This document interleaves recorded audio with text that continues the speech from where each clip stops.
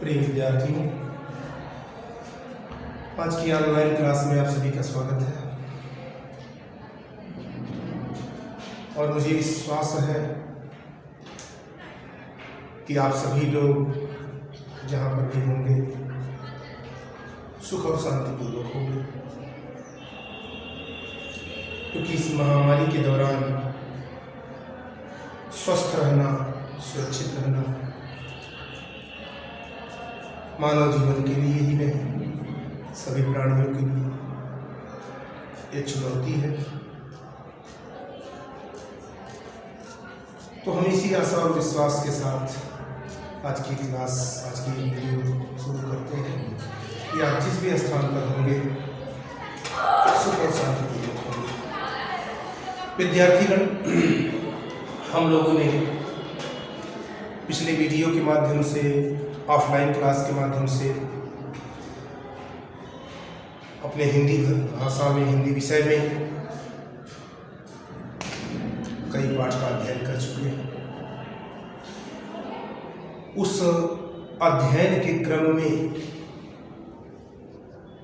जो हमारे हिंदी काव्यखंड में क्लास 10th में अगला चैप्टर है, अगला पाठ है, वो कवयित्री सुभद्रा कुमारी चौहान के द्वारा लिखा गया झांसी की रानी की समाधि पर शीर्षक कविता है। और ये कविता बहुत ही उत्साहवर्धन से परिपूर्ण है। तो इस शीर्षक कविता को हम लोग आज पढ़ेंगे, उसका अध्ययन करेंगे, क्योंकि इनके संबंध में हम लोगों ने इनकी एक कविता बचपन से ही,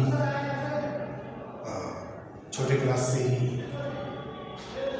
पढ़ा हुआ है, जिसमें सारी पंक्तियां याद हो या ना हो, लेकिन इतना तो हर बच्चे की जुबान पर याद है कि खूब लड़ी मर्दानी वो तो झांसी वाली रानी थी। ये पंक्ति हम लोग कई बार क्लास 3rd से लेकर के 5th तक या जूनियर के स्तर तक दोहराए हैं, पढ़े हैं। तो उससे ही संदर्भित, उससे ही तालमेल रखते हुए ये झांसी की रानी समाधि पर कविता भी है, जिसका अगला अंश यहाँ दिया जा रहा है। तो हम इस कविता के बारे में आपसे बात करते हैं। आइए, व्हाइट बोर्ड पर आपके सामने ये उनका नाम सबसे ऊपर, उसके बाद किस शीर्षक से कविता है वो शीर्षक, और उसके नीचे कविता की चंद पंक्तियाँ यहाँ लिखी गई हैं। हमारे पास जो भी अल्प संसाधन मौजूद हैं, हम उस संसाधन के तहत आपको ये ऑनलाइन क्लास उपलब्ध करा रहे हैं। तो देखिए, कविता है, इस समाधि में छुपी हुई है राख की एक ढेरी, जलकर जिसने स्वतंत्रता की दिव्य आरती फेरी। कवयित्री सुभद्रा कुमारी चौहान जी झांसी की रानी की जो समाधि है,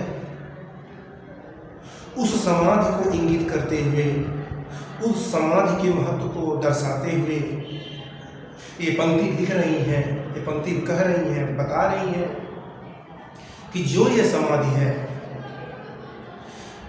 यह इस समाधि में ही राख की एक रास, राख की एक ढेर संचित है, एकत्रित है, जिस राख में स्वयं स्वतंत्रता की आग में जल करके और दिव्य आरती को फेरा, दिव्य आरती को किया, यानी स्वतंत्रता की अलख को जलाया, स्वतंत्रता प्राप्त करने के लिए लोगों को प्रेरित किया, स्वतंत्रता के लिए लोगों को उत्साह दिलाया, भरोसा दिलाया ऐसी वह आग, ऐसी वह राख इसी समाधि के नीचे छुपी हुई है, सुरक्षित रखी गई है। तो हमें उस राख से और उस वीरांगना स्त्री से, जिसने अपने देश के लिए, देश के लोगों के लिए अपने आप का उत्सर्ग कर दिया, उस राख से, उस वीरांगना स्त्री से हमें सीख लेना चाहिए। अपने देश की रक्षा के लिए सदैव तत्पर रहना चाहिए। ये बात यहाँ पर कही जा रही है। तो इस प्रकार से ये पंक्तियां जो है ओज गुण से संपन्न है, खड़ी बोली में लिखी गई है और अनुप्रास अलंकार की छटा देखने के लिए मिल रही है। तो विद्यार्थीगण, ऐसे ही ये पंक्तियां हमारे पास चल रही हैं। सारी पंक्तियों को, पूरी पुस्तक को लिखना यहाँ थोड़ा सा कठिन काम है। आइए हम आपको उस पुस्तक से आगे की पंक्तियों की ओर ले चलते हैं। देखें आप,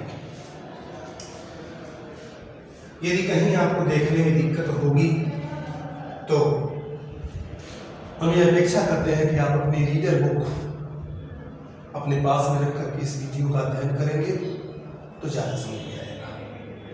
यह समाधि अलग समाधि है झांसी की रानी की, अंतिम लीला स्थली यही है लक्ष्मी मर्दानी की।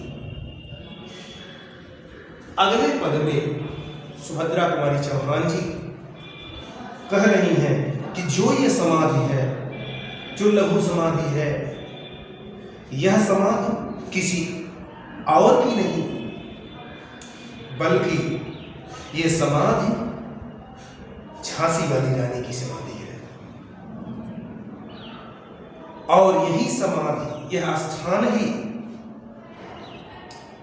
उस झांसी वाली रानी की अंतिम कर्मस्थली भी है। जो वीरांगना झांसी वाली रानी अपने देश के दुश्मनों से लड़ते लड़ते अपने आप को बेगति को प्राप्त की, तो ये अंतिम कर्म भूमि उस झांसी वाली रानी की है। यहां भी वही ओज गुण की बात, उत्साहवर्धन की बात, वीरता की बात की गई, खड़ी बोली इसमें भी देखने को मिल रहा है। आइए इसके आगे की पंक्तियों में हम चलते हैं। यहीं कहीं पर बिखर गए वह भग्न विजय माला सी, उसके फूल यहाँ संचित है यह स्मृतिशाला सी। अब देखें विद्यार्थीगण, यहीं कहीं पर, आपको दिखा नहीं होगा, यहीं कहीं पर बिखर गए लिखा है। ये व्याकरणिक अशुद्धि हो सकती है, क्योंकि तमाम जगहों पर पढ़ते हुए आप पाते होंगे स्त्रीलिंग शब्दों के साथ पुल्लिंग शब्दों का प्रयोग हुआ है। जैसे रामचरितमानस में भी एक जगह आता है जहां पर एक पंक्ति मिलती है जहां लिखा हुआ है कि मरम वचन जब सीता बोला, मरम वचन जब सीता बोला। अब सीता चूंकि स्त्री और बोला शब्द पुल्लिंग का प्रयोग हो रहा है, वहां तो होना चाहिए था मरम वचन जब सीता बोली, लेकिन व्याकरणिक शुद्धि वहां भी है। उसी प्रकार से, जिस प्रकार से वहां व्याकरणिक शुद्धि है, उसी प्रकार से यहाँ यहीं कहीं पर बिखर गए, यहां तो होना चाहिए था गई, लेकिन यहां पर गए का प्रयोग हुआ है। वह भग्न विजय की माला सी, उसके फूल यहाँ संचित हैं यह स्मृतिशाला सी। कवित्री सुभद्रा कुमारी चौहान जी आगे कह रही हैं कि यहीं कहीं पर अर्थात वहां जो समाधि है, वो जो वलय है, वो जो क्षेत्र है, यहीं कहीं पर वह टूटे हुए माला के फूलों के समान बिखर गई, टूटे हुए माला के फूलों के समान बिखर गई। और उसके जो फूल हैं, जो बिखरे हुए फूल हैं, वो इसी समाधि में संचित करके, सुरक्षित करके रखे गए हैं। इसलिए हम भारतीयों के लिए यह स्मृतिशाला है, यह समाधि उस वीरांगना महारानी लक्ष्मीबाई की याद दिलाती है तो हमारे लिए स्मृतिशाला है। तो इस प्रकार से इस अगले पद में जो है उनका वर्णन आया है। तो इसमें भी वही ओज गुण की बात, वीरता की बात, खड़ी बोली का प्रयोग, और यहाँ सीसा जहाँ पर आता है वहाँ पर हम जानते हैं कि उपमा अलंकार की बात आ जाती है। तो यहाँ उपमा अलंकार की छटा भी देखने को मिल रही है, अनुप्रास तो ये है। तो विद्यार्थीगण इसमें ऐसे भाव भरे गए। आइए इसके आगे की ओर हम चलते हैं। सहिवार परवार अंत तक लड़ी पीर बालासी, आहुत सी गिर चढ़ी चिता पर चमक उठी ज्वालासी। आगे कह रहे हैं कवित्री महोदया कि सहेवार पर वार अंत तक वो वीरांगना लक्ष्मीबाई इस स्थान पर ही अपने दुश्मनों से आघात पर आघात सहती रही, आघात प्रतिघात सहती रही, और बहादुर लड़की के साथ लड़ी वीर बालासी। वीर बाला यानी वीरांगना स्त्री के समान जैसे लड़ती रही दुश्मनों से, आहुत सी गिर चढ़ी चिता पर चमक उठी ज्वालासी, और अंत में वो अपने चिता पर चढ़ने के बाद उसी प्रकार से चमक पड़ी, उनका प्रकाश इस संसार में फैल गया जिस प्रकार से किसी हवन कुंड में आहुति डालने पर उसकी अग्नि तेज प्रज्वलित हो जाती है और संसार को अधिक प्रकाशवान कर देती है। उसी प्रकार से चिता पर चढ़ने के बाद वीरांगना लक्ष्मीबाई भी चमक उठी। आइए अगले चलते हैं। बढ़ जाता है मान वीर का रण में बलि होने से, मूल्य की होती सोने की भद्रता सोने से। देखा विद्यार्थीगण, बढ़ जाता है मान वीर का रण में बलि होने से। यहाँ पर कवित्री आगे कह रही हैं कि जो वीर पुरुष है यदि वह युद्धस्थल में वीरगति को प्राप्त कर लेता है तो उसका मान सम्मान, उसका यश, उसकी कीर्ति बढ़ जाती है, चाहे वह वीरांगना स्त्री हो चाहे वीर पुरुष हो, सबका। और उसी प्रकार से बढ़ जाता है। उसके लिए उदाहरण नीचे दिया गया, उसके लिए तुलनात्मक अध्ययन किया गया कि मूल्यवती होती सोने की भस्म यथा सोने से।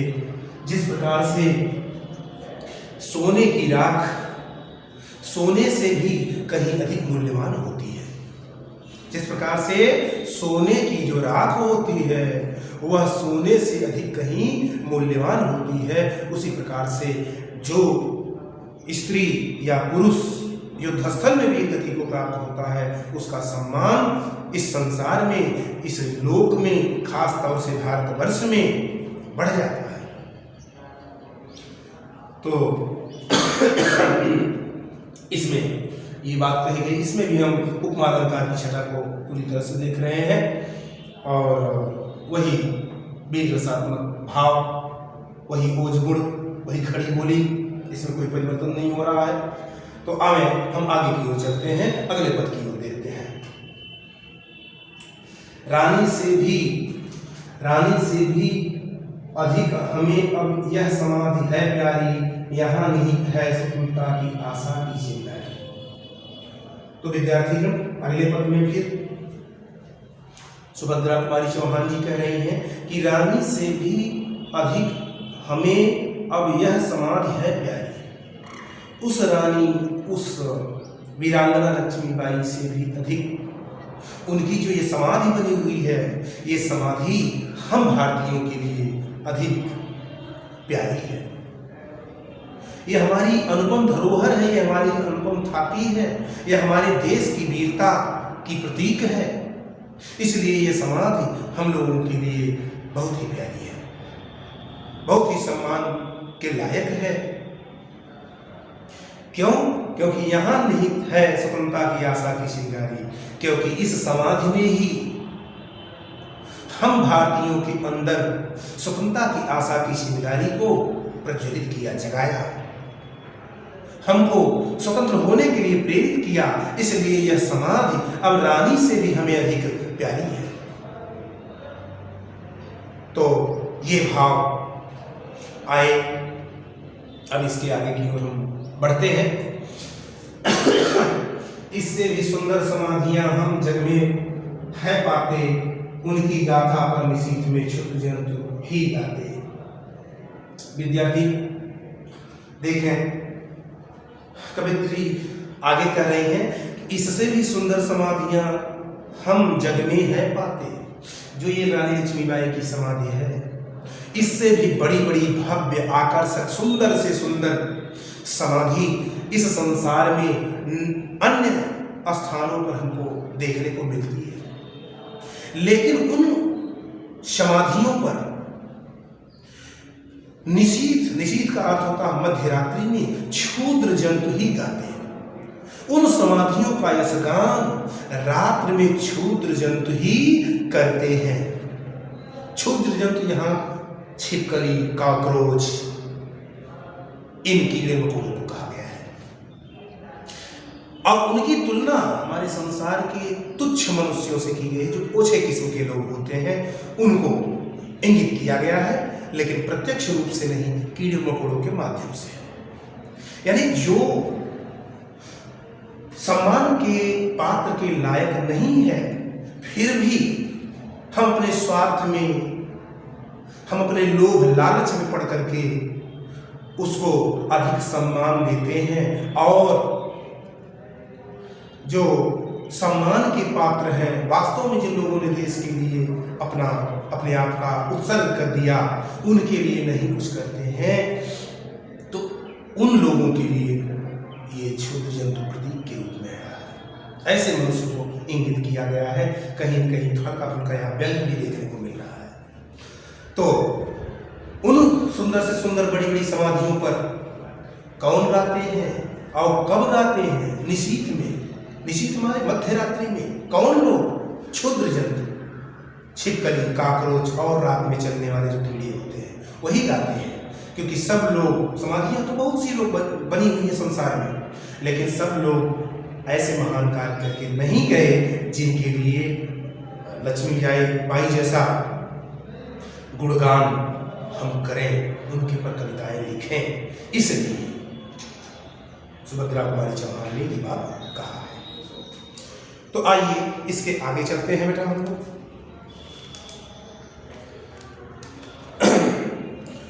पर कवियों की अमर गिरा में इसकी अमिट कहानी स्नेह और श्रद्धा से गाती है वीरों की वाणी। आपको दिखा नहीं होगा विद्यार्थीगण, मेरी भी कुछ मजबूरियां हैं, फिलहाल अब देखने का प्रयास करें।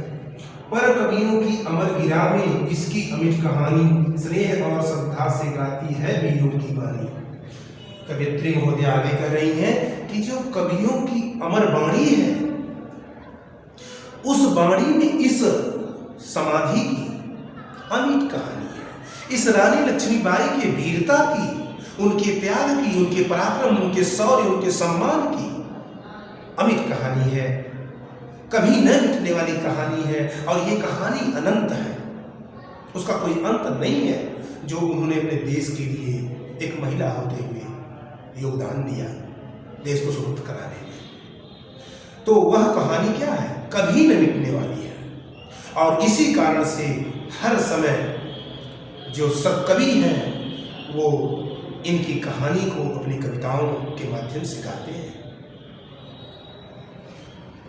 स्नेह और श्रद्धा से गाती है वीरों की वाणी। इसीलिए जो वीर लोग हैं, देशभक्त हैं, सच्चे भारत के सपूत हैं, वो लोग श्रद्धा और प्रेम से, आस्था और विश्वास से, बहुत ही सम्मान की भावना से ये वीरों की वाणी गाती है। क्या गाती है? नीचे की लाइन में बताया गया बेटा।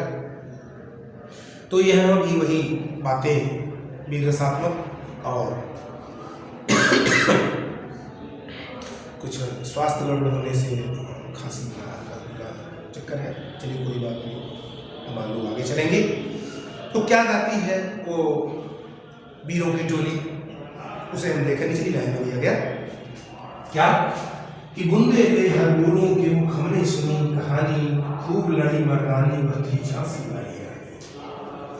वो वीरों की टोली यही गाती है कि बुंदेला जाति और हरबोलो जाति, के मुख से हमने ये कहानी सुनी हुई है, हमने ये कहानी जानी हुई है, हमने ये कहानी पढ़ी हुई है। क्या?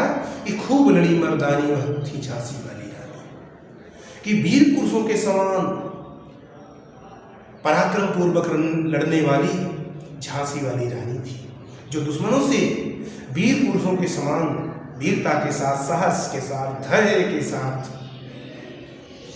पूरे जीवन काल लड़ी और लड़ते लड़ते अपने देश के लिए, अपने गांव जवार क्षेत्र के लिए अपने आप का बलिदान कर दी और अंत में देश को स्वतंत्र करा करके ही रही। तो बुंदेला जात के लोगों द्वारा और हरबोलो जात के लोगों के द्वारा लोग ये कहानी सुनते हैं कि उनकी वो वाणी गाती है, वो कविताओं के माध्यम से कहते हैं कि इस देश में वीर पुरुषों के समान लड़ने वाली जो महिला थी वो थी कौन? झांसी वाली रानी। आइए हम लोग आगे की ओर बढ़ते हैं, आगे और अंतिम की ओर बढ़ते हैं। इसी लाइन के साथ ही पंक्ति समाप्त हो जाएगी, कविता समाप्त हो जाएगी। क्या है? यह समाधि, यह चिर समाधि है झांसी की रानी की, अंतिम लीला स्थली यही है लक्ष्मी प्रदानी की। कह रहे हैं कि यह समाधि, यह चिर समाधि है झांसी की रानी।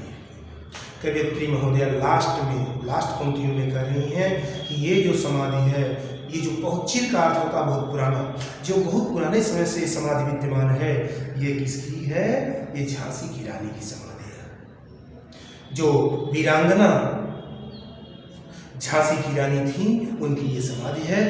अंतिम लीला स्थली यही है लक्ष्मी मर्दानी की, और यही उस रानी लक्ष्मी बाई की अंतिम कर्मलीला की स्थली भी है, और उनके जो राख की ढेर है, स्मृतियाँ हैं, इस समाधि के अंदर रखी गई हैं, सुरक्षित हैं, और हमें हर समय